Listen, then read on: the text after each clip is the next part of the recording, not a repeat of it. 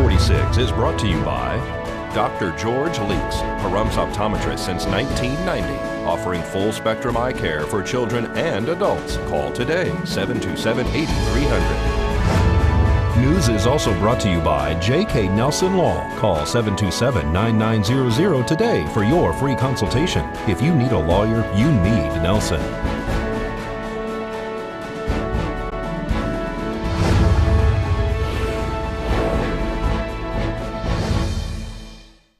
Tonight on News 46, 2 suspects related to a murder are being taken back to Idaho.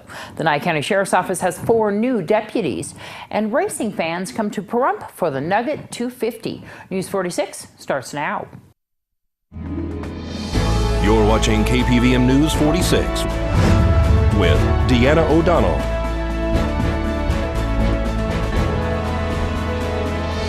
News 46, local coverage you can count on. Good evening. It's Monday, December 5th, 2016. I'm Deanna O'Donnell for News 46. 2 wanted suspects from Idaho were located in town the day after Thanksgiving. Idaho authorities have 14 days now to extradite the male and female back to their state or ask for an extension. 2 suspects wanted in the connection to a murder in eastern Idaho are headed back to face charges. Idaho media reports that the homicide was the result of a fatal love affair. Jeremy White, the man charged in connection to the murder of his longtime girlfriend, Christine Dawn Caldwell, in Bonneville County, appeared in the Nye County Courthouse this week. He waived extradition, which cleared the way for him to be transported back to Idaho. The 39-year-old White is charged with second-degree murder in Caldwell's death. On November 10th, Caldwell was found deceased and buried in the basement of her residence she shared with White. Caldwell's family reported her missing after not hearing from her for 2 days. Investigators determined that White left eastern Idaho with 49-year-old Deanna Ray Ade of Idaho Falls. The 24-hour tip line was set up. A nationwide search for the pair commenced. White and Ade were arrested on November 25th on Mount Charleston and Red Butte Streets here in Pahrump. Ade was charged with an accessory to a felony in connection to the homicide.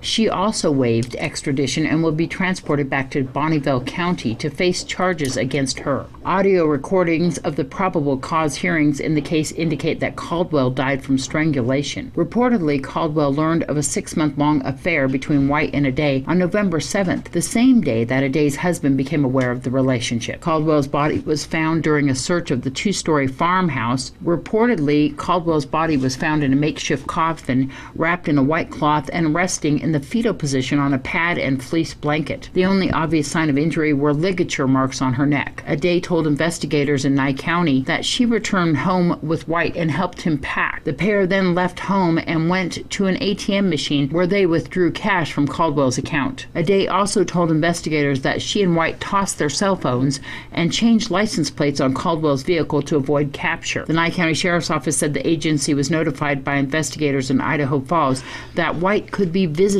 family members here in Pahrump and that he was wanted for murder in Idaho. The Nye County Sheriff's Office subsequently began assisting Idaho authorities to locate White. Detectives with the Nye County Sheriff's Office observed White's vehicle leaving a residence in Pahrump and then coordinated an effort between the detectives and patrol deputies to conduct a felony traffic stop on White's vehicle. White and Ade were taken into custody without incident following a 16-day manhunt. This is Deanna O'Donnell for News 46. 4 new detention deputies have joined the ranks of the Nye County Sheriff's Office. A graduation ceremony was held Friday night at Pahrump Valley High School for the new officers. Under the pains and penalties of perjury. Congratulations.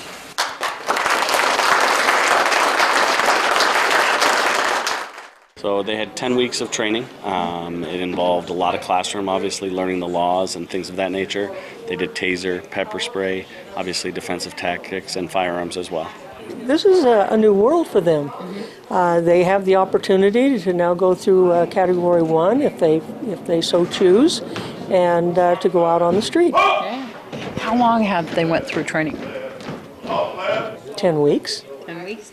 And so were these deputies, officers, or in law enforcement kind of classes or training before then? No. These are all brand new recruits. Yeah. One of them I recognized, Harry Williams. Is that his son? It is. Yeah. Colton is Harry's son. Following in his father's footsteps right there. Yes, he is, and I think he's going to be very good. How many officers do we have now? Oh, about 103. So that's with detention and on the streets, right? Yes. Tell me about the strategic planning that you just issued. Well, that's where we want to go. It's an outline of how we're going to build our department and the direction that we're planning on taking. And so you guys came up with kind of what to release and looked at what you would like to do for future plans? Yes. It also has our mission statement in it, an ethics statement, and it's open to the public. What we're planning on doing is publishing our procedures manual also. And people can go on to Facebook and see that at the Nye County Sheriff's Office. Correct, or at our website, NyeCountySheriff'sOffice.com. People need to know that when you have updates or any kind of emergency situations, it's a great source for them to go to find out information.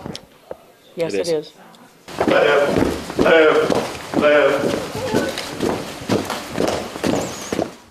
The town was packed with racing enthusiasts, racers, and their teams for the annual Nugget 250 race that was once a staple in our town. The race left for 9 years and has now happily returned in full swing Saturday morning.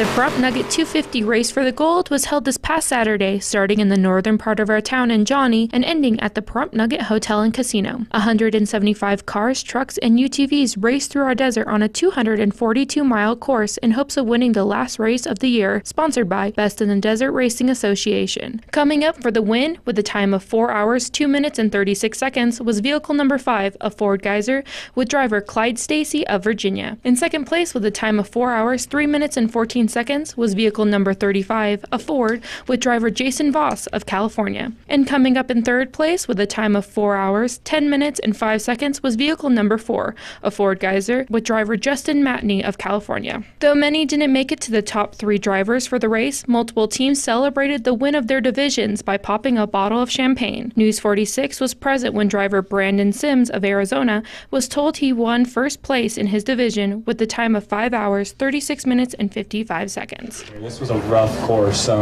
Just got back from winning the Baja 1000 in our class a week and a half ago, and didn't think I had a car to come out here and place first in my class again. So pretty excited to be right here where I am right now. And actually, I shut the car off at the finish line there, and it won't start back up. So. Local residents Gary and Tyler Levitt also won first place in their division as well, driving a Volkswagen that's sponsored by local business Doghouse Repair. 175 racers, 300 support staff personnel, and up to 1,000 support vehicles filled our town this weekend, bringing in millions to our economic region. Golden Casino Group, the owners of the Pahrump Nugget, Goldtown, and Lakeside Casinos, has signed a 3-year contract with Best in the Desert Racing Association and is hoping to be signing a 10-year contract with the Racing Association soon, making the Pahrump Nugget 250 Race for the Gold a guaranteed annual event for our town. This is Darby O'Donnell reporting for News 46. Your Desert View Hospital Health Tip after the break.